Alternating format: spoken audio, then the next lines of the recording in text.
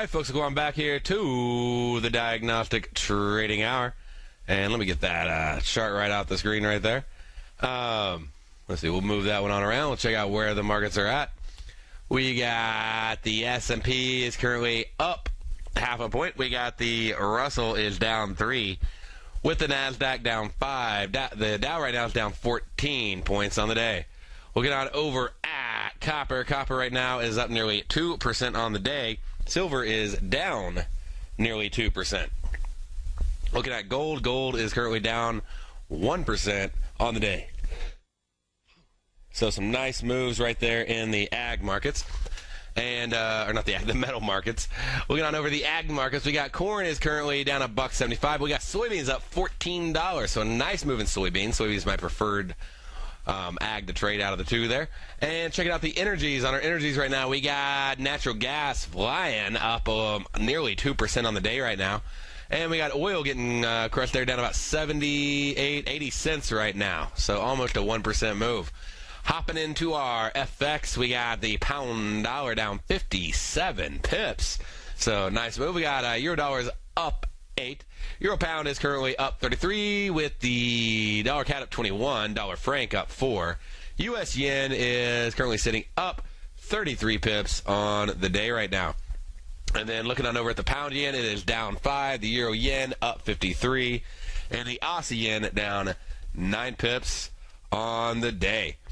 And taking a little look over at gold and seeing that we might have a trade setup coming on up. We sort of pumped through pretty heavy through settlement a little bit earlier. Let me show you that chart. And market just went flat. Well, we just got another spike strike, a little volume spike right here at the end of the day. So we might have a potential trade that we can take advantage of. And let me see here. Turn off the chart overlay, and I'll bring that up for you. Give me 1 minute. We'll go into it. We'll also do a little review of our news trades that you can do on Nadex.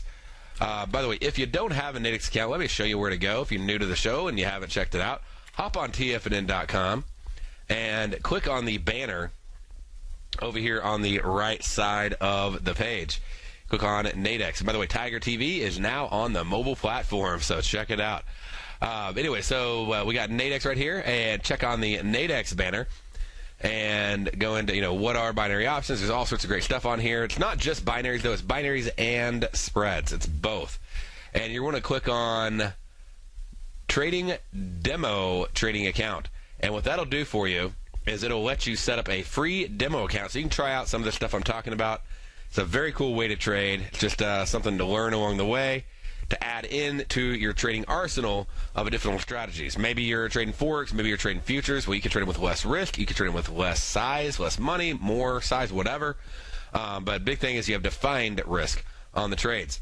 In addition to all that, you can also go in and you can hedge your futures and Forex positions. You can do premium collection on an intraday basis. So there's just a lot of things you can do that you can't do anywhere else. All right, so with all that, let's go ahead. Let's look at this gold market right now. Still looks like it has a little bit of weight to the downside. And we talked about this yesterday. Let's go in and let's look at time and sells. And I talked to you about, how to look at time and sells, just sort of see how the market's ticking. And that can be really, to me, the biggest benefit. I might show you a couple other little tips and tricks in the show. But let me pull that up. We'll go through it. While we're waiting, we'll go ahead and get the binary scanner loaded. We're going to go down here. I'm just going to get rid of my filters. You don't have to be kind of like a master at all these things. You just need to know what you're looking for. So go to gold, and now everything's simplified for you, okay? And now that we got that simple and easy to use, we can go in and pull it on up. And now we can look at the expiration that's coming up. Let's turn off the indices and just have the gold market up there. And we can look at, we're looking at shorts right now. So we could say, sell as a potential short. Let's see. Go in and we pull that up. Now that we updated, spike striker's not there anymore. It went ahead and pulled out. Okay, so let's look at the longs. We can look at both sides. And there's a trade in any market. You just got to put the pieces together. So we do have an MVP. We'd like to get a little higher for a long, 1292.5. that's where it's sort of been settling up at over here. So just had to wait for that chart to update. Sorry about that. We'll go in. We'll check out. Well, we'll check out both sides. We'll just see where we're priced at. Okay. And so once I've chosen direction both, and I scroll on down, then we'll compare that to the current price. We got a live price. Let me move this little screen capture tool over. Live price is sitting right now at 1290.4. So is that right? 1291. It's sort of popping right now, isn't it? And I just want to move this over just enough so I can see where the live price is quoting at. So we really got a 1293, and we got a 1290. And yeah, this will be an interesting bar. We got a lot of little activity happening right here in the end. And so we got 17 minutes left on the clock. And if I pull up time and sells, let me get that going. I just want to see. I mean, there may not be a trade. I'm just going to look and see if I can find one. Is 1293 in our realm of reality?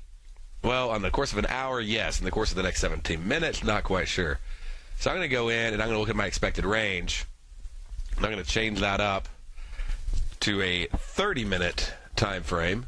Okay, on my close to close and on my high to low move. Get that going, and at the same time, go ahead and open up my time and sell. That over here on the left side, and we can see if I think we got something. So, all right. So now let's get time and sells up here. This will start quoting for us and feeding. In Ninja, you just go to File, New, Time and Sells. This shows you every order that comes through. Okay. So you can see the order, you see the order flow. You know, is it just popping up with a tick or two? Because sometimes that move is not near as big of a move as it looks like. We are increasing in volume, but a lot of that increased volume in this hour happened on a drop right there during that time frame. And just to double check that I did get that set to 30 minutes. Right over here. Yep, we got 30, and we got 30. Okay. So we have an expected move of 2 points. We moved at this point. We moved up to 1. So we really only have another point of expected move. And so my only binary choice on this is looking at one that's like a 1293, and I only expect another point move. I don't expect it to get high enough. That'd be like 1292.1. So I don't have a lot of movement in the next 30 minutes to target that. And being at 1291 and looking a little bit tighter down here, the 1290s, we could move a point down. So if there is a trade, it's a short trade. But I really don't expect a 1293. It could get there on the channel range, but I don't expect it with the high to low. So this would be the trade if we're looking at one. Let me pull it up, and I'll open the contract up for you. We'll get the specific one on the chart and on the screen there for you. So this would be the one potential trade we got, basically on the docket. And I'm going to look at time and sales a little bit, sort of see where that's ticking. Does it have that oomph? I mean, 1 point doesn't sound like a lot, but it can be a lot. Okay? And we go in here. Let's say we were looking at, say, 5 contracts. And then, we can bring this number down to 80 just to make sure we get filled. All right, so we're going to go in there. We're at 81 right now. We're going to go ahead and grab that. Now that we've grabbed it, next thing is let's get rid of some risk, okay? So not a big deal, about $100 risk on the trade. Let's go over here, and let's set a take profit. If we sold for 81, then what would that take profit be to buy back? And let's get rid of at least half of that risk, so that way we can remove the risk. So $19 if I sold at 81 minus 19, that'd be 62. So if I can buy back, if I'm able to pull off buying back half of these at 62 bucks, and keeping this one pretty light, but if I buy back half of them at 62, then that will make the risk on the other half, and then we could use a little bit of a judgment call on the other half, because if we get that half filled, it'll cover the $19 of risk. And which will require me to change the position. I'm used to doing tens or hundreds. So let me actually change the size right here to 3. That'll actually ensure we lock in a profit if we get hit. Okay, so right there. And I mean, it's going to oscillate a lot. We're right near the strike, and just a few ticks makes all the difference. We had 1291. We just popped it to 1291.3, so that's a few ticks up. That's going to, make the market move against us a little bit. And let's just see what happens if it's able to pull on back down. We don't need that much movement. We need about 12 ticks down. That's not a big move for gold, especially not a big move here at the end of the hour. Would have loved to have had a 1292 and went for that, but looks like we're not going to get it. But we may get an oscillation down to about 1290.1. So if we got back down to the same low that we got in this hour already, then we would easily hit our take profit. So we're not, it's really about that realm of possibility, probability, not about what you want to happen, but what does the chart tell you can happen. And what I can tell you is there was a lot of orders, okay, right here. Right there at, 1290.4. We had a lot of order flow. That's where this volume really picked up, and we were watching that happen. And it sort of went down there. It popped. It came back up, but there were definitely orders in here. So there was a lot of buybacks, taking profit, going, I'm going to bail on this thing before it goes too hard against me. So there are probably some more orders down here. How can you see where the orders might be? If there's any kind of significant order size, that's going to go into your DOM. So let me open that up, and we'll check it out. One moment. And so right over here on the DOM, we can see any kind of order flow that's going on. We can see where people are placing their limit orders over on the exchange. And we said, 1290.4 was our low. So here, we'll shrink this chart down. We don't need the whole thing in front of us. All right, well, we're going to be watching it. And I'll be watching over here on the DOM as well near the commercial break. Stay tuned. We'll be back right after this. All right, let's come on back here to the Diagnostic Trading Hour. And let's see what's going on. So it's moving down. It's pushing. And looks like it's trying to work its way up back down. It already hit that low. We haven't quite hit our profit target because we're getting later and later and later into that expiration. We need a little bit more movement, just a few more dollars, a couple more ticks. We're going to be there. And so we'll see how it's going to end up. But it's getting close, and we got, 6 minutes left on the docket. We do have some nice order flow. I like this. I was watching this during the break. We'll see if hopefully it's able to come down and maybe touch off on that. But you'll notice there's quite a few orders down there at 1290. A few of those backed off pretty quick. But just to show you what I was looking at, I got a little bit more depth here on Thinkorswim. You can see 10 levels deep. And it's able to see that we have this level right here of 52 at 1290. Market likes to go to where the orders are. But we also have one at 1291.3 with 44 contracts. So it's trying to battle its way down. See if we get down there. We still got like 44 contracts at 1290. So there is some volume there that it's going to be pushing towards to try to hit. And I mean, we're literally just a couple ticks off of that. I can't believe we haven't already had the price move far enough already with only 3 ticks out. There we go. Okay, so profit has been filled. We broke right through it. And so here's that was the little tip and trick I was hoping to be able to show you today if the example worked out. It did work out, in fact. And again, what I was focusing on, and we still have, by the way, we still have 2 more contracts left. So those are still going. I'm watching those to see, where they're going to end up at. We sold them for $20, so not a bad trade. You need to go ahead, if you don't already, and if you're in this trade, have your take profit order ready up. Now, you may decide to hop out now. You might decide to give it a little bit more room. You're at a original risk, no loss scenario. You will make a profit at this point. Now it's more of how much can I squeeze out of, these next couple trades right here. So these next couple contracts. And what are you going to look at? Well, we're going to look at that DOM again. We're going to see what's down here. Is there something that's going to keep pulling it to keep going on down, or is the depth on the upside? And so look right there, looking at that, I'm trying to see, what do I see over here? Yeah, it looks like we're still pretty solid down. We got 24 to 30. There's 40 contracts actually down at 1289 now.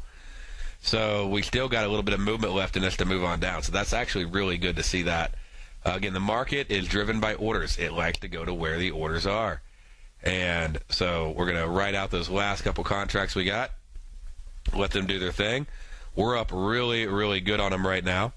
So now we got to make a choice at a certain point. How much of that do you want to get back? Do you want to close it out? That's why I said have your ticket up and get out if you want to get out. Because it's really just oscillating right around that 1290 level. And, a few ticks up, and, you throw away not only the $40 put at risk, but all the profit you're up. A few ticks down, and you locked in a nice big gain. So I'm watching this one. This is it's live trading, so you just sort of got to go with it. But so if you haven't taken profit on it, you may want to consider, do I want to even get back the $40? Do I want to capture a few dollars right now? It's a little bit lower than where I'm at. Do I want to hold on to it? It's really just battling it out. It's going to be a battle down to the expiration on this one, it looks like, because we keep oscillating right around that 1290 level. All right, so if you're not out, you are in for the last 2 minutes of close. Normally not a great idea, but if you've taken off all your risk, you're not doing an in the money. We did an out of the money trade, right? Because we only had like $19 risk of contract. Then it's not a horrible scenario to be in, because now you're just like, you know what, I'm going to risk the $40 and see what I can clean up out of this trade and see if it's anything. It may not be. It may be a losing trade. You don't know. But overall, the trade can't lose. And so this is, a little bit of money management, profit management, risk management. Goal 1, remove risk. Goal 2, make some profit. Goal 3, see how much profit I can make. See how it's flying on back up. If we would not have taken profit, you would be or should be stressing right now. Okay? But we took profit. So now you're like, oh, man, well, I may not make a whole lot on this trade I was hoping to. And now nobody's quoting. So there's not a single trader with a quote out there right now. But, this thing is just, it's rocking and rolling. I really still don't know quite how it's going to end up. We got a little bit of time left on the clock. And we got 1 minute left to see how it rolls out. If it expires down below 1290, and if you stayed in, then you're just watching. But as long as you did what I said, you took off at least half that position. I took off 3 out of every 5 there. Then you don't have any risk from your initial risk. You obviously risked your additional capital profit, but you don't have any initial risk that you started out with. And let's see, we got 30 seconds. And this is not a fun place to be if you're stuck on an in-the-money trade and you're just hoping and praying that it'll come back down. It's a very, very stressful place. But this is a beautiful thing about out of the monies where you can do if double, take off half. That's what we did. We basically said, hey, if we're up $19 a contract, get rid of half the position. We did an odd number. So, all right, folks, welcome on back here to the Diagnostic Trading Hour. And so basically we went into horizontal, volume reading. We're looking at the DOM, we're looking at depth of market. And so we started off with this chart. Market was right over here at this level. And as the market was moving on down, started looking at it. I looked to see if there was a binary strike above us. I'm like, nope, there's nothing that was within a acceptable range. I would expect another point move up. Not going to happen. There was one below us. And so I started watching. I'm like, okay, what's an acceptable price level? And I'm like, all right, well, the low of this was about 1290. If we can get down to that, we should be able to take profit. So is that a realistic goal? Pardon me. And so the goal looks like, yeah, that's definitely solid. But I needed some other confirmation besides just my opinion, besides just the binary strike. I hop over, I look at the DOM. We did a couple different DOMs. Before we got in the trade, this is what I saw right here. And I saw this level of 52 contracts at 1290. Being the biggest level really up or down by 10 levels. And so I'm like, okay, well, the market is attracted to orders. There is some stuff above us as well that has about 40, but it looks like the slant is to the downside, the way the market was oscillating. And it kept trying to go up to like 1291.3, kept bouncing off of it, and started moving down, started ticking down. I was looking at time and sells a little bit with that. Anyway, so it does move on down. And as you can see right here, 1289.6 takes it out. We even had a little bit more down at 1289 that it can move down to. If we go down, we check out what was the low it hit. It hit 1289.3, so it went right down to, because these areas can act, they're good and bad, but they can basically act as support and resistance levels in themselves. And so it basically came down within a few ticks of it. It's like, yeah, we're not filling that. pops right back up in that last 15-minute volatility. And so what do? We go when we put on some trades before we get in there. We go short. We go short. How many ever contracts you wanted to, but just as this example, I did 5 contracts. I went short at 81. Price started moving down. I'm like, hey, where's it going to be at when it hits my strike? Or actually, what I said was, hey, a double take off half. So I risked 19. All right, so 19 minus 81, 62. So I went ahead and take profit in on 3 of my contracts for 62. So I could watch the other 2 to see if there's a big profit. If I make $19 times 3 and I only have 2 of them left at a $19 risk, then I'm going to be up at least $19 on the trade, no matter what. And so it goes down. It does fill my orders. And right there, you can see we've already filled. Now we're down at 33, so obviously we got the 62 order buy filled. Take off a couple more contracts, walk in a nice profit. If you did hold the contract till expiration, it did fly right on back up. As you can see, it closed out at 1290.2, so very close. But nevertheless, still popped on back up there. And I can check for my settlement email. I'm sure those settled out of the money if you did hold them. Let me see. Yep, settled out of the money. And so let me open that up. I'll let you see that, what that looks like. So there was there's contracts over there. So if you held the contracts, if you closed the contracts, basically I want to show you the choices that you had on the trade. So if you held them, I had them on there, then you lost $19 times 2 contracts, but you made $19 times 3 contracts, so you netted out at a profit. Not as big of a profit as you would have liked, and you could have made basically $100 or more on the trade, but if you would have closed out earlier. But it does let you see that the benefit of trading it out of the money binary. Normally, in the monies, you don't ever want to hold those to expiration because the risk is so high. Well, the risk was so low, and it was really not even a risk at this point because we were no longer risking our initial capital on the trade by taking off 3 of the 5 contracts, allowing us to go for a little bit bigger move. I was getting ready to close the thing out, and really just time got away from me being on the show. It was down at around 30-20 back and forth, and I think it got down to like about 15. I was literally about to hit the button, and it just popped right back on up there. And that was just me being distracted being on the show. It happens occasionally. But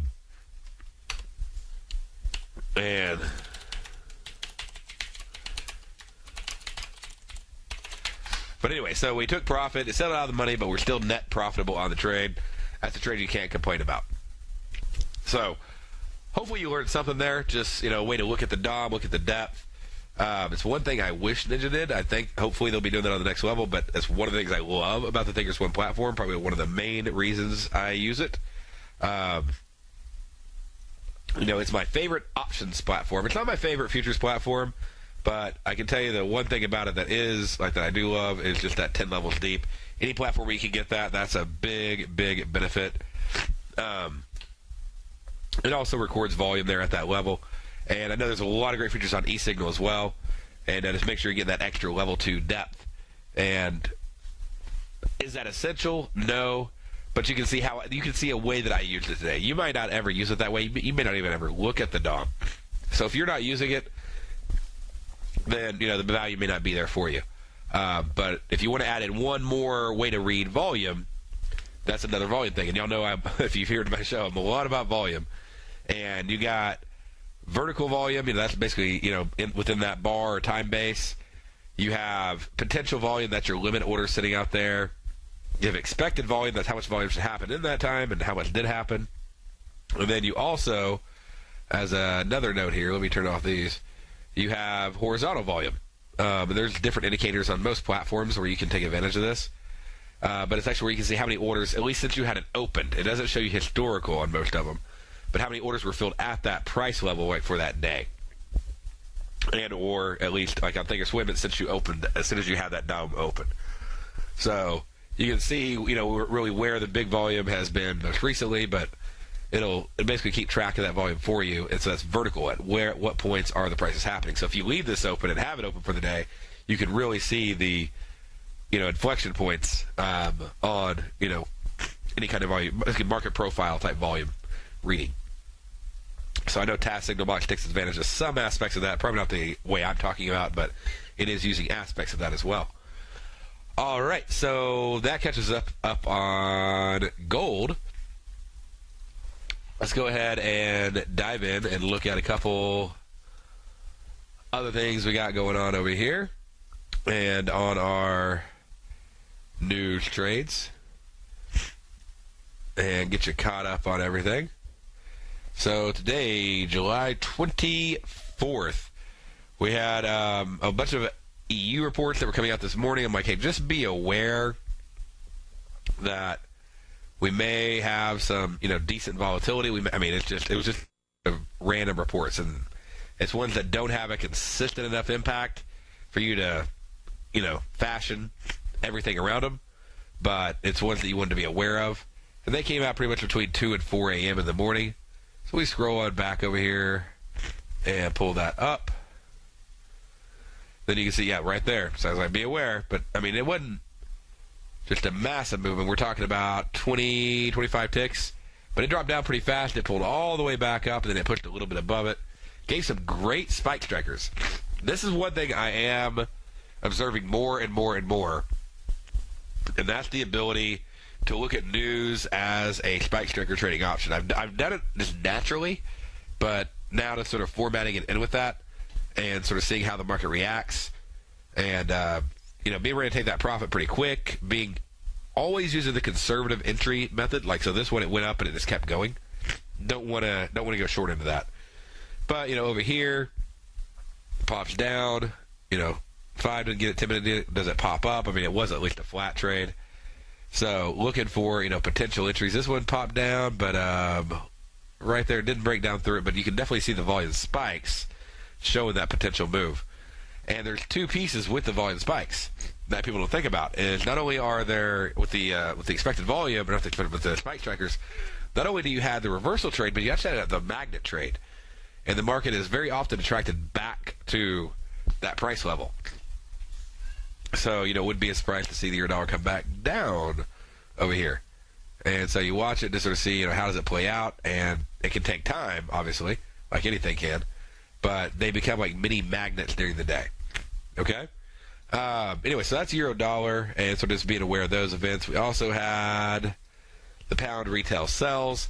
This one was a little bit too sporadic. We'll see how it moved. But, we could get 5 pip moves and 50 pip moves and 100 pip moves, and they're all over the place. There's no consistency on it. And as I got better and better at analyzing all the historical movements on different news announcements, I sort of realized which ones are better off just sitting to the side. And on this one, we got about an average little move over here, from release to low, about 27 pips. So I'm glad it was set aside. It could have worked for an iron condor. Potentially. Let's see. What do we have earlier in the morning? Did it move much? No, it was pretty flat. So it would have been a great iron condor this time, but next time it might move 50 or 100 pips. And there wasn't enough stats to say, if I did this the last 12 months, this would have worked. Like, that didn't line up, so that's why I didn't have a trade on it. We also had our jobless claims, and there's a lot of ways you can trade that. You can trade it on a lot of different instruments. Euro-dollar is just one of many examples. And to look at that, we're really going to want to, bring up some expectations, but just to see what kind of movement usually happens. And it's really small. It really does make usually for a pretty good, iron condor trade on it, because it usually, except for the occasion where it's just a number to surprise everybody, I've noticed it's been a non-event. It'll go into a season where all of a sudden, like, jobs come to the forefront. When jobs are in the news like crazy, unemployment claims becomes a big mover. But unless you're just seeing job stuff everywhere, unemployment claims is just like, yeah, it's out again. And it's not a big deal. Let's see here. We had new home sales that came out this morning. And that takes us back on over to the euro here. And the trade was to look at an entry at 9 for 11 o'clock. And so if we go in at 9 o'clock and to an 11 o'clock expiration, as you can see, 5 pip move. So if you were able to pull off $30 on that trade, I don't know if you were, if you were able to pull off $30 on it, then that was a nice profitable trade for you. Scrolling on down, looking at natural gas. We had our natural gas inventories today. And so let's check that one out. See what we got on the docket. All right. So on natural gas, once that gets loaded up, and there's a lot of ways to look at them. Spike strikers being one of those. And you can see right here, I mean, it's happening again. Now, this is something I've been looking at a lot on the oil inventory of the natural gas. You see it spike up and then reverse. Okay, so I got a short in the money trade because a lot of times it doesn't just keep trending. It just goes flat. So I do want to get as in the money as I can on that thing. And then we got a reversal right there, 5-10-15. That was too late. Wouldn't really be able to hop into that trade on the long side, but the short side would have worked out well. Long side still would have worked out. I mean, if you got into it, it's just I don't know if you would have got triggered at a high. Yeah, didn't quite get triggered on the long. Remember, I really want that conservative entry. Also, it was really a low volume trade. Look at this expected volume that happens on natural gas, and it was really a pathetically low volume. That almost makes me like want to go over and double check something. Yep, August. We should be on August. I just want to make sure. But the volume was just really poor today on natural gas, so we did really get a big move. Iron Condor may have worked on the trade as well. Stayed well within the range and within the close to close the entire time. All right, so that gets us caught up there. And then what do we got going on tonight? Tonight we're going to have Amazon and Visa are coming out this afternoon. Let's see, reports are going to be released. You're going to have Amazon at 4 o'clock, the wire goes out. Visa, the wire report should go out at 4:05. Again, I'm not quoting you the press conference time, which may be later. With the wire, why do I care about when the wire goes out? Am I trading stocks? No, I'm not. I'm personally usually trading futures, Forex. I can trade stocks. It's just I like to leverage. The reason I care is because I trade the indices. And so I want to know when those reports come out because they can affect the indices I'm trading. Amazon in the NASDAQ. Visa is in the Dow. So expect, an Amazon release to have not a massive, not a Google move, but expect to have a potential, it could rock your world a little bit there on NASDAQ. It could, when news comes out, basically, it doesn't matter what your technicals say. So I'm all about the technicals. And I'm not saying you follow the news. I'm saying you're aware of the news because it's called fundamental shock. And it'll basically just shock the market, throws all the technicals off. Within about 30 minutes, that stuff's worn off, and then you can go back to trading. But you want to be aware when it's coming out in advance. Let's see here. We got our standard crop progress and weekly weather bulletins coming out tomorrow, but they're after the bell anyway. I'm just going to be aware of and check into those before Monday. And we got durable good orders. That's our Friday report, sort of the last report we got on the list. So let's check that one out. Thought I covered that one yesterday, but I don't have it written down here. So on, we'll cover it when I get back. Stay right there. All right, folks, going back here to the Diagnostics Trading Hour. So we just want to go over one trade just to see if there's anything there. I want to double, triple check it. And make sure that if we got a trade, we're not missing out on an opportunity. So I'm scrolling through that right now for you, and to see if we can pull up anything on it. I'm just checking out year by year, or not year by year, but release by release over here for you. And okay, so we got the spike charts. And get in, see what we got right here. There we go. Sorry about that. So let's go ahead and let's look at the durable good orders.